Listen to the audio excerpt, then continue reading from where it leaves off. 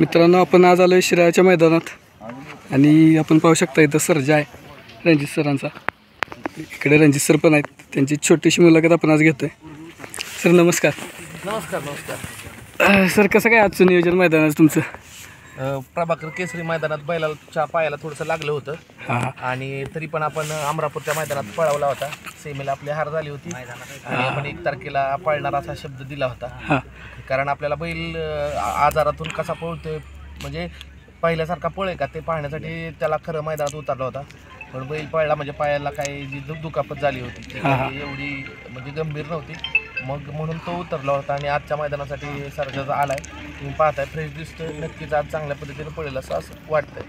तर अमरापूरचं मैदान झालं त्यात आपण गट फरकानं काढला होता.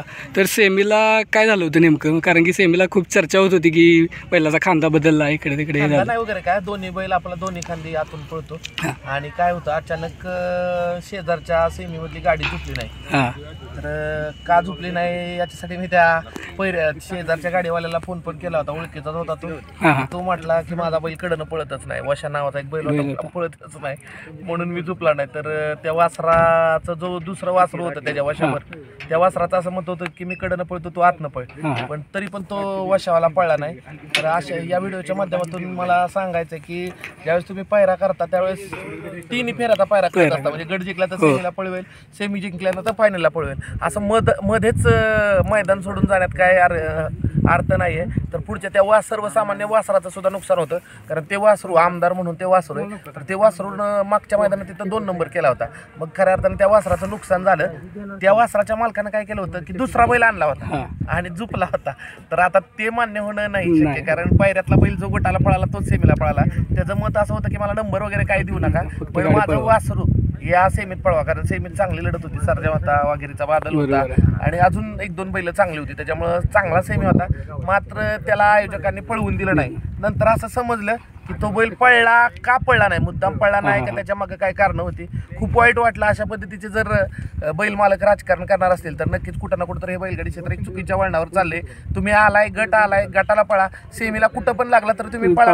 उगाच काहीतरी कारण सांगून त्या छोट्या वासरावर अन्याय करताय तर हे चुकीचं आहे. कारण त्याला पण वाटत असतं की आपलं वासरू गुलालात राहू. मग आता बघा, कडनं आला, कुठून आला तरी तो तुमच्या नशिबाचा भाग आहे. तुम्ही कुठून येत असता. पण त्या दुसऱ्या सेमीतल्या 1 नंबर तासावरचा जो बैल झुकला नाही त्याचं खूप वाईट वाटलं. त्याच्यामुळे आम्ही खांदा बदलला होता. सगळं आमचं पण नियोजन फिसकटलं. शेवटच्या क्षणी कळलं की तो येणारच नाही. तो अक्षरशः बैलगाडा मालक होता, तो रडला, अक्षरशः रडला. कारण त्याला वाटत होतं ना आपला बैल पळावा.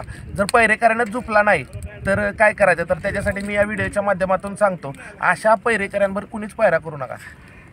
बघा मित्रांनो, आपण पाहू शकता की लांब लांबून गाड्या आलेल्या असतात आणि त्यांचं पण खूप सारा खर्च त्यांनी केलेला असतो मैदानात येण्यासाठी. आणि बैल त्यांना पळवायचा असतो, त्यांचं वासरू असतं किंवा बैल असतो ते पळवायचं असतं आणि त्यांना अपेक्षा असते की आपला बैल पळावा. आणि जर असं अचानकच जर पैरेकऱ्यानं जर आपला बैल पळवला नाही त्याच्यासोबत तर नक्कीच त्याचं नुकसान होत असतं. त्यामुळे असं तुम्ही काही करू नका. आणि सर काय सांगाल सर्जाबद्दल? आपल्या सर्जा आता फिट झाला एकदम. नक्कीच चांगलाच आहे सर्जा. हार जीत ह्या नाण्याच्या 2 बाजू, कधी हार होते, कधी जीत होते. हार झाली म्हणून खूप काही टेन्शनमध्ये येऊ नका. फक्त प्रॉपर पद्धतीने नियोजन तुम्हाला कसं करता येईल ह्याच्याकडे लक्ष द्या. बघा, ज्या दिवशी तुमचा बैल पळणार आहे त्या दिवशी तुमचा विजय नक्कीच होणार आहे. आता कसं आहे, इथं येणारे सगळेच बैल पळत असतात. पण कसं काय होतं, एखाद्या दिवशी त्या बैलाचा परफॉर्मन्स त्याच्या क्षमतेनुसार होत नाही की लगेच टीका करायला सुरुवात होती. रणजित सर खायलाच घालत नाही, बैलच खराब झालाय, बैल सारखाच काढतोय, चांगल्याच पायऱ्यात नाही, रणजित सराचं कर्मच चांगलं नाही, दुसऱ्याच्या बैलाला नावं ठेवतो. अरे दुसऱ्याच्या बैलाला नावं ठेवून तो बैल पळणार नाही असं आहे काय? जो पळायचा तो पळणारच आहे. माझ्या नावं ठेवण्यावरून जर बैल कमी पळत असता तर मी रोज नावं ठेवत बसलो होतो दुसऱ्याच्या बैलाला. असं काही नसतं. जो चांगला नंदी आहे तो पळणारच आहे.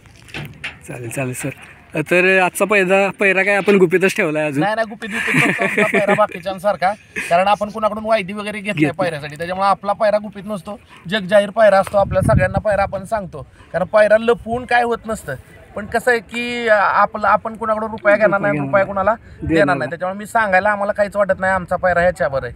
तर आज कुणावर आहे मग सर्जा? आपला समीर पत्रेवाले जे सर आहेत आमचे, त्यांचा मालिक ते आज बैलावर पैरा आहे. सर नक्कीच तुमची जोडी आज फायनलात गुलालात राहील. ह्या शुभेच्छा देतो तुम्हाला. धन्यवाद. आणि तुम्ही आमच्या चॅनलला अनमोल असे तुमचे 2 शब्द दिले त्याबद्दल तुमचं खूप खूप आभार आहे सर. नक्कीच. मी या व्हिडिओच्या माध्यमातून सांगतो की हा मुलगा सर्वसामान्य कुटुंबातला आहे. या चॅनलला सबस्क्राईब करा आणि हा व्हिडिओ जास्तीत जास्त लोकांपर्यंत पोहोचवा, जेणेकरून या मुलाच्या कुठं ना कुठं तरी आर्थिक परिस्थितीमध्ये सुधारणा होण्यास मदत करील. या व्हिडिओच्या माध्यमातून तुम्हाला विनंती करतो की तिथं सबस्क्राईब नावाचं बटन आहे, ते बटन दाबा, शेजारचा बेल आयकॉन वाजवा आणि खाली शेअर नावाचा एक ऑप्शन आहे आणि हा व्हिडिओ जास्तीत जास्त लोकांपर्यंत पोहोचवा. धन्यवाद. Thank you sir.